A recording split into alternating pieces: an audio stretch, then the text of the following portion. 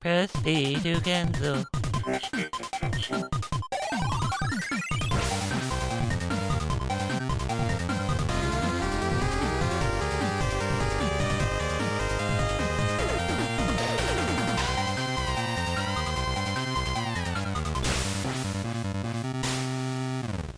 Welcome, folks. Today, I have caught myself a sick Jake, and it is level 6. It is about to be level 7 because he's about to educate me on something that I've never heard of before. So, welcome to Tap B. We're doing a mini cast today. I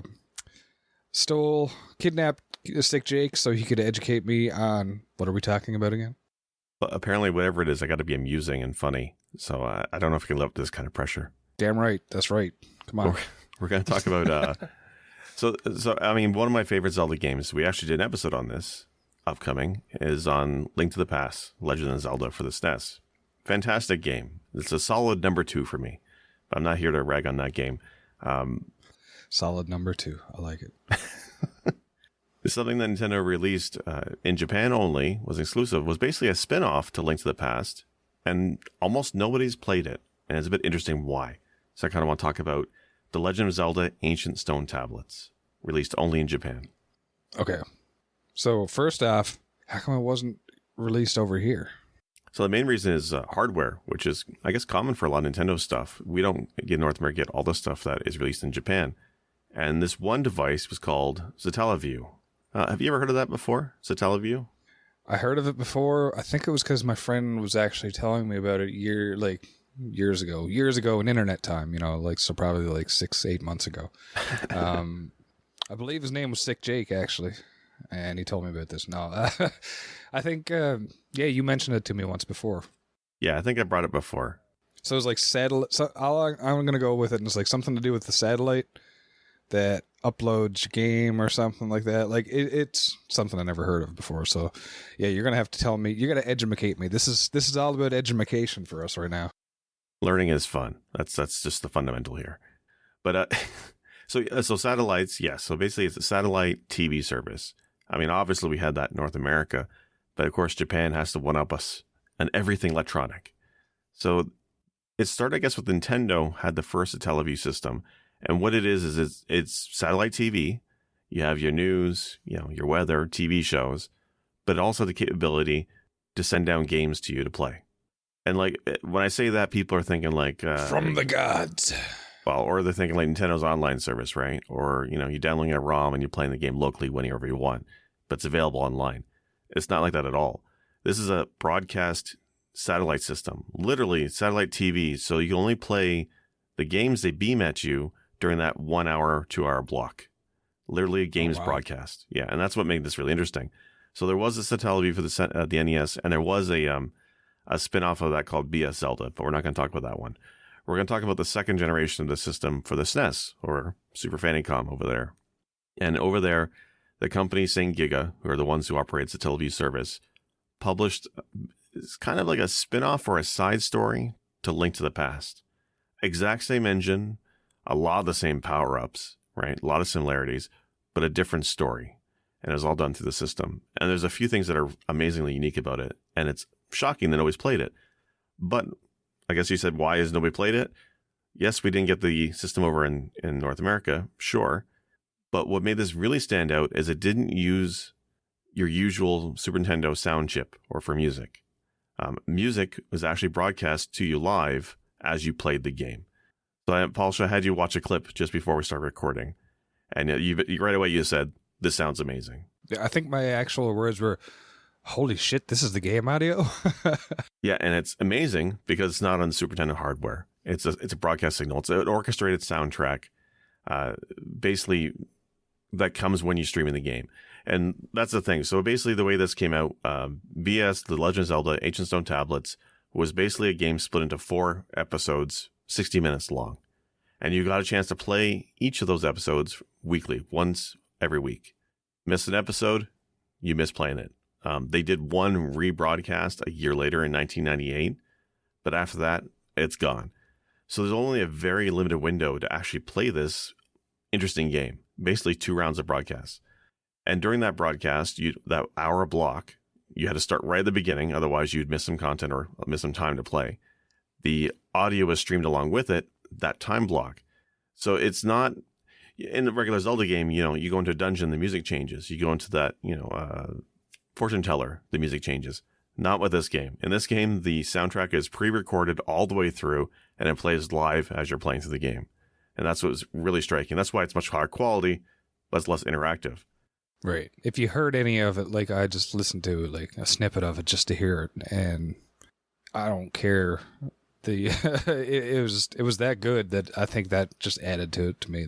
And it was so different because it's just like, hey, this is a concept I've never seen before. So all of a sudden, damn, okay, I get behind this. Well, also made it really interesting is that the game has a story. It's fairly basic, but there is characters in the game. And although they have dialogue in the game, written dialogue, but there's also narration. They pop up throughout random parts of the episode and they talk. Some of it's silly, like the ancient wise men saying, hero, you're going to have more magic power for the next 10 minutes. And that you actually hear that voice narration telling you. And then sure enough, you have magic power doubled for the next 10 minutes. Or, nice. The fortune teller's like, I see Princess Zelda's in trouble. She's in trouble in the plains. So you run to the plains area of the map that you have access to. And sure enough, she's being attacked by some knights or soldiers. Whereas 5 minutes before, she wouldn't have been there. So there's kind of that time-based events that spring on you as you're playing. And again, if you, for some reason, came to the episode late in the broadcast, you miss all that. Or if, they tell you the mini game is now open. There's like a bunch of bit of mini games like pot smashing and all kinds of weird, crazy mini games. But they're time-based. And if you miss the window to play them, you miss out on them. And you miss out on heart pieces. So it was a little bit more interactive, time-based for them, which is interesting. So it's a lot more restrictive in the fact that, you can't just sit down and play it, pop it in the cart like you would any other game, right?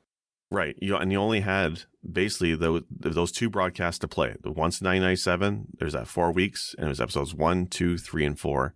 And then the following year, they did it again, a rebroadcast. But if you missed any of those weeks and those time slots, then you didn't get to play. It was the weirdest thing. I think that's pretty cool though, just for the fact that, it's something different that I never heard of. I would have been like mad as a kid because I would have missed out on stuff and I'd be like, oh, but I really like the concept because it's kind of forcing you to sit there, be part of it. So you have to schedule your time, which sucks. You can't just do it whenever you want. And like you said, if you miss it, you miss it. So that sucks. But at the same time, I do kind of like the fact that it's like, we're forcing you to be part of our world. You have to play by our rules. There's no way around it. I kind of like that. It's not something I want to see for every game, but I think that's, in this case, this makes me want to try it really bad. It was definitely a generation thing too, because nowadays I have 2 kids and you think they understand what a concept of a TV schedule is? No, it's all on Netflix, on demand, on YouTube, on demand. They don't understand the concept of stuff not being able to watch it because it's not on at that time. So this kind of game harkens back to that, which is interesting. I like that though. That's also back then, the same thing. You had to watch TV shows and stuff unless you recorded them. And I had quite the collection of VHS tapes with The Simpsons on it, so I was already preparing myself for the future. Oh, I was doing the same thing. I was using those Betamaxes to record various TV shows. The quality was crap, but hey.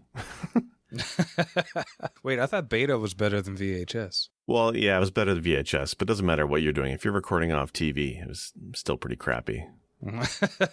Well, at least you can, pause the recording when you're getting commercials and then unpause it. It was amazing if you actually took the effort to do that. Just saying. Yeah, I was like, anyways, I digress. But anyway, yeah, we're off track. That's okay. But okay, so limited window to actually play this thing, is very rare. In today's age, most video games from retro have been dumped by the community and are available as ROMs, right? Emulation is a huge thing. Right. But the access to this ROM was so limited because you had to have been one of those people who back then, 97, 98, actually had the Satellaview and actually downloaded that broadcast and saved it on your machine. That's what made it really difficult. Thankfully, there are people who did keep track of the files. They had the files available. They held on to them.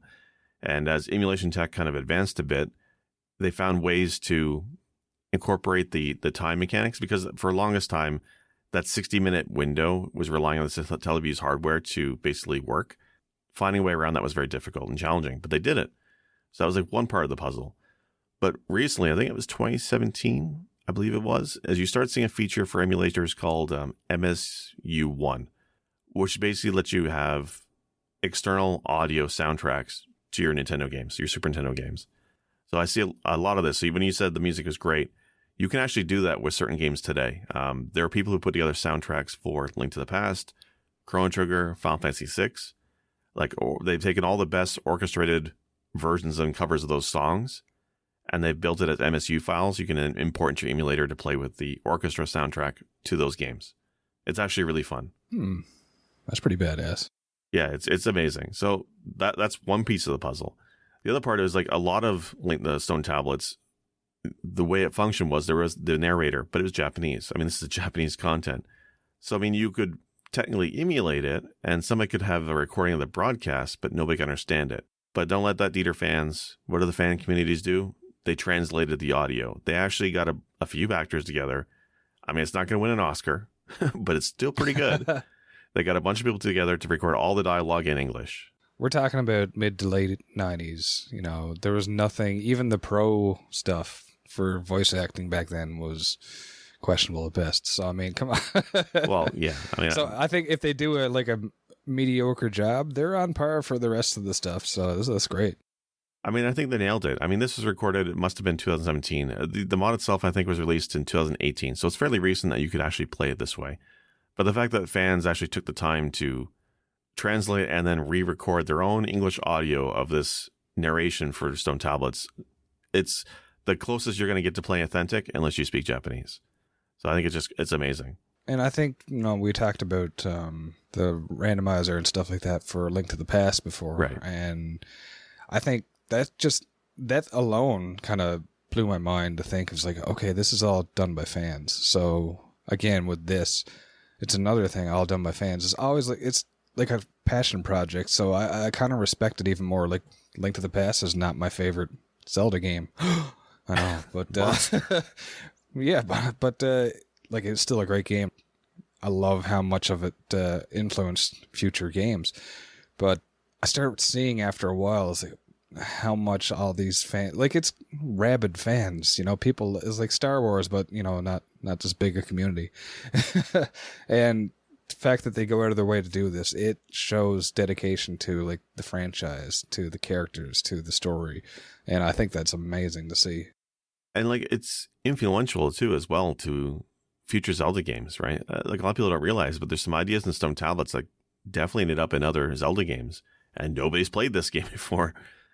Things like, so there was a sequel to Link to the Past on the 3DS. I believe it's 3DS.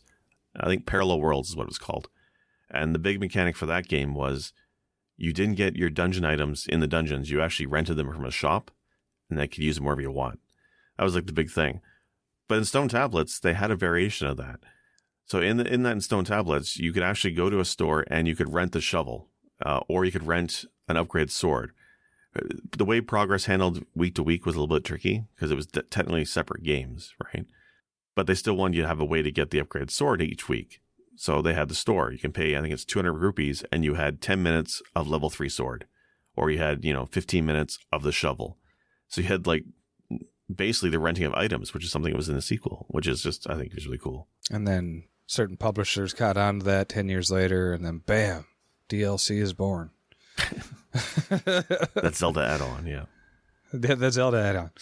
Yeah. This is, the more you tell me about it, the more I want to check it out. And I'm not, like I said, I'm not the biggest Zelda fan, but the fact that they did it this way really makes me want to see what they did with it, because the music alone, after just seeing that snippet of like the audio, blew me away. And like the audio is amazing, and it really factors into the gameplay. Like when you're playing through and you're working through like the initial dungeon, the first time you hear the fortune teller say, I sense some build of magic. sense some building of magic. You're gonna have magic happen now, and all of a sudden, Bombo spell erupts on the screen. Like you don't have the spell, you can't use it, but suddenly because the narrator told you it's gonna happen, it happens on the screen. right? That's awesome. It's pretty funny. Or things like, oh, you're going to have unlimited arrows for the next little while. And like you end up having unlimited arrows. So the way they factored the narration with the gameplay was great. For the dungeons themselves, I mean, this was not meant to be a difficult or challenging game. And because each episode was only 60 minutes, and I think it's 8 tablets in total, so you had to get 2 tablets each episode. So not speed running, but you had to rush your way through a lot of these.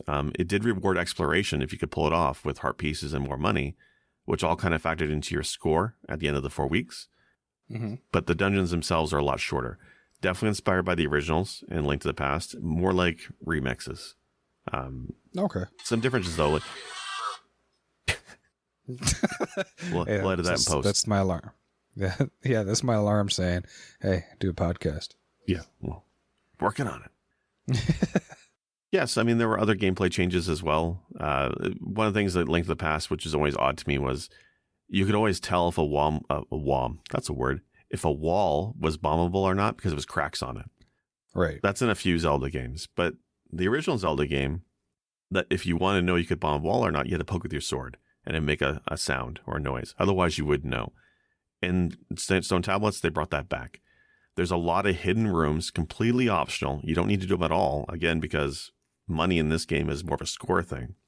So they hit a lot of hidden rooms where if you had the bombs and you had time to spare, you could find them and get a higher score. But you had to look for them, actively find them, checking each room. It was really quite interesting. Nice. A lot of the characters were repurposed. The plot is fairly light. You are not playing as Link. You're not Link. The hero of time has moved on, apparently. You're more, you get to play a male or female. You're basically meant to be the avatar of the game player. And through some happenstance, you get warped into the land of Hyrule. And you end up running into Zelda, who's obviously in trouble, as always. And then, do you remember the wise man's name from Link to the Past? Yeah. That's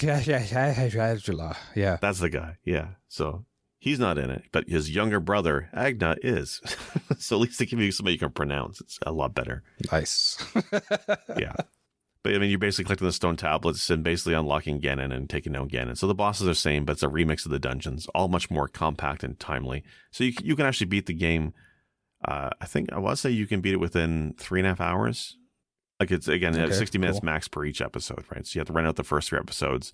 And then the last one you can clean up in, I think, in the last 30 minutes of the time frame.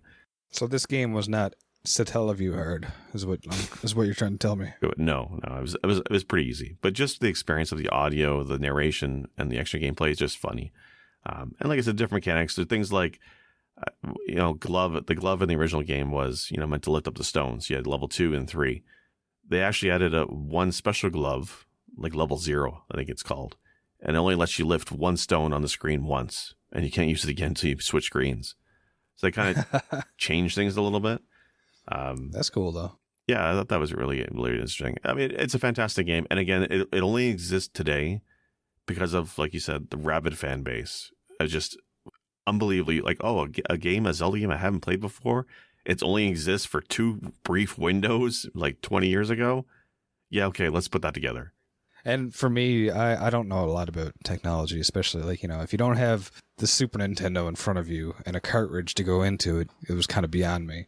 So the fact that this was done through like a satellite, like satellite TV, it kind of blows my mind because I just think of satellite TV as more channels. That's it. So right.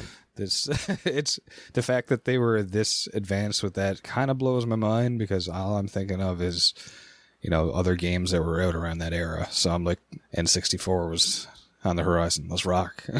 Or already out, I guess, by then. Yeah, but it's definitely a window into what technology be like in the future. I mean, this is basically pre-internet for the most part in terms of what people use the internet for today with streaming video and gameplay. This is all done on the satellite system, years ago. So it's a window for sure. So anybody who's interested in it, I'm going to just shout out the website you can find information on. It's bszelda.zeldalegends.net. And you can find instructions on how to basically download the translated files and get them downloaded. It's about 1 gig. It's not small. And the instructions are a little bit cumbersome. Again, this is a very unique type of emulation you're doing, but well worth picking up the game where you can find it and the files to try it out. It's definitely, if you're a Zelda fan, you got to play this. Sweet. Can we leave that in there? I'm not sure if we're We'll be like getting a cease and desist from Nintendo putting that on or no? Well, I mean, I have no idea. the wiki that I gave doesn't tell you how to get the ROM files, I think. Okay. Or maybe it Gotcha. does. I don't know. Shh. Don't tell anybody. I mean, what are they going to do? Release it next week? I mean, this is a game that Nintendo will never release officially. They're just not going to. That's why it's so important that it's actually been archived, I guess, in a way. Like, I'm always big about retro archival and saving these games that big corporations, I mean, they realize they can make money off some of them, but not this one. So we still want to save it. Yeah, that's fair. All right, man. Thanks a lot. Cool. So, yeah, man, thank you for having me. Thank you for educating me because I'm just kind of here sitting with my hands under my chin and just wide-eyed and listening. So it's pretty cool. All right. But yeah, thanks. So this has been press B to cancel. Tap B to halt. Another mini cast. So everybody else is still involved, of course. Anybody who's listening, it's not just me and Jake from now on. But maybe we'll get together in the future and talk about something else on a random topic. So yeah, thanks for coming, Jake. Yeah, thanks a lot. Otherwise, man, check out our main podcast, Press B to Cancel, every bi-weeks. No, that's not a term. Every 2 weeks. Every bi-weeks. We're going to say that from now on. We're going to make it a thing. I need coffee. How often does it come out? Every bi-weeks. Every bi-weeks. This is a new word now. Special thanks for music go to Arthur the Ancient, found on SoundCloud, or The Last Ancient on YouTube. For more episodes, please visit our website, pressbtocancel.com. As well, feel free to like or subscribe at Apple iTunes, Google Podcasts, or anywhere else you like to listen to your favorite shows. As always, thank you. This has been Press B to cancel.